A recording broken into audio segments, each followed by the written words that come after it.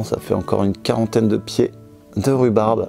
Salut les amis, bienvenue dans ma nouvelle vidéo. Alors aujourd'hui, on s'intéresse aux semis, à tout savoir sur, alors non pas la culture de la rhubarbe pour l'instant, on va s'intéresser uniquement aux semis. Cependant, je vous donne quelques petits conseils pour la réussir parfaitement. Alors c'est parti, je te laisse découvrir ça dans ma vidéo. Moi, je vais aller repiquer ces petites plantes, enfin plutôt les empoter. Allez, c'est parti!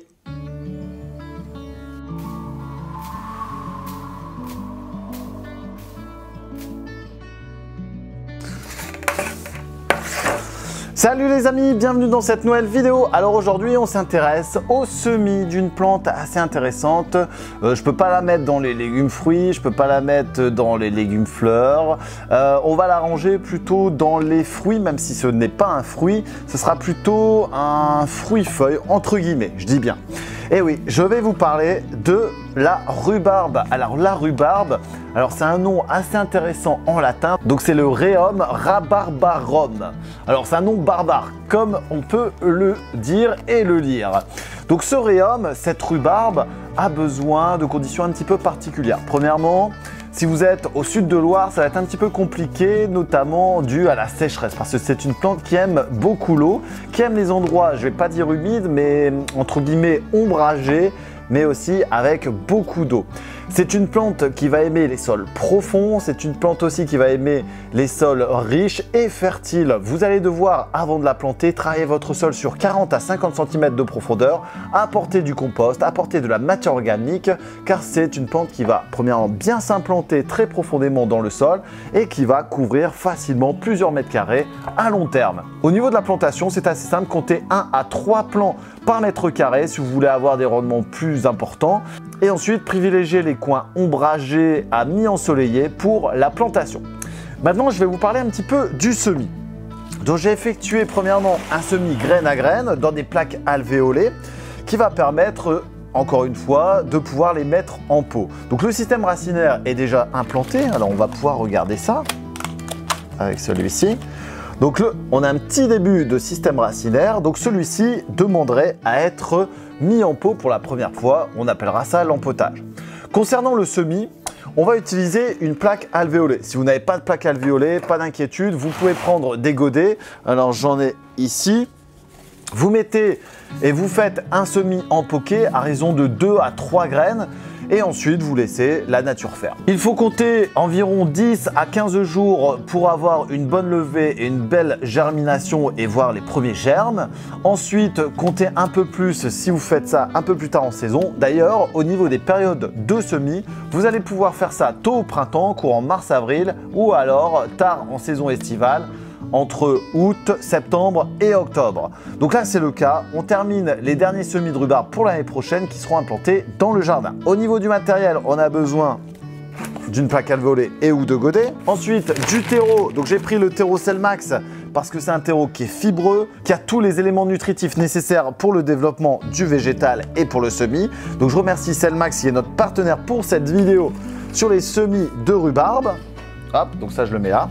Et enfin, on va avoir besoin de mes graines qui sont là. Donc là, ici, j'ai pris, je me souviens même plus de la variété. Je crois que c'est la variété Victoria ici, dans mon cas.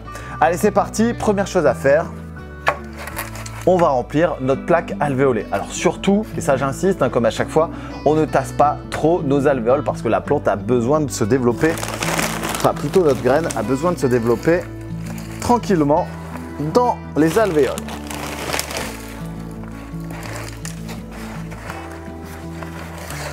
Hop. Donc dans celui-ci, il n'y a pas de perlite ni de vermiculite. Ça ne sert à rien pour mon semis, étant donné que c'est une plante qui aime les sols humides. Donc on va justement faire en sorte d'avoir un peu plus d'humidité parce qu'on aura des espaces poreux moins importants. Hop, voilà. Première chose à faire, c'est remplir avec du terreau toute notre plaque alvéolée. C'est le cas.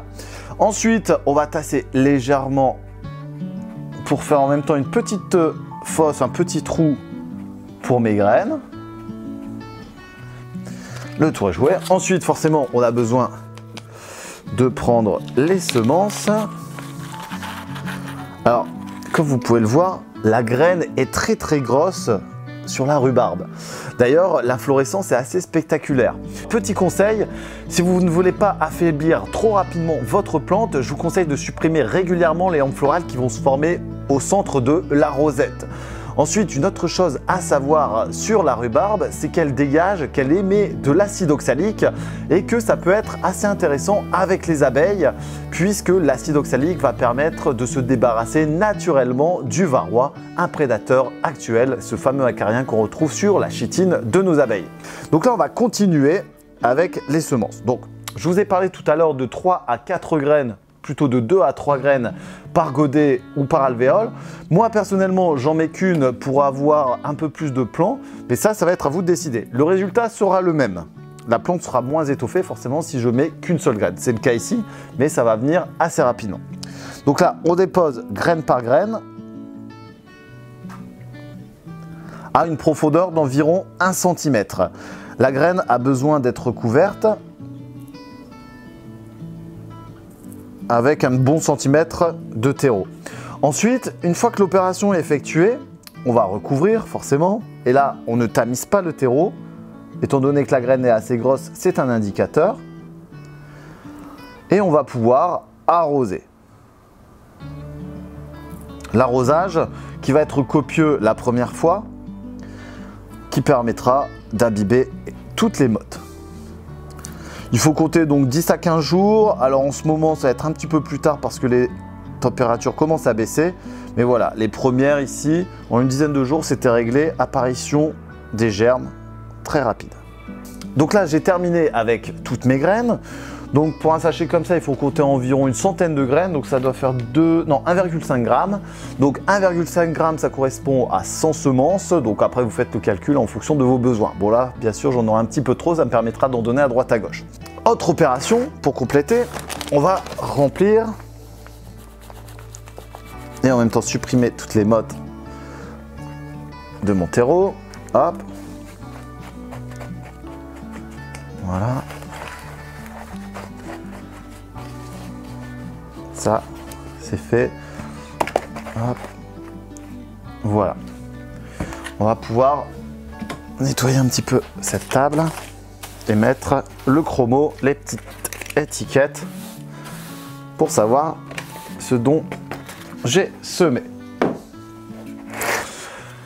Opération réalisée, vous avez bien vu, c'est assez simple, hein, d'ailleurs comme beaucoup de semis, cependant il faut prendre en compte la période de plantation, la période de semis. Donc on va voir un petit peu ce qui va se passer. Ici, ça va être arrosé.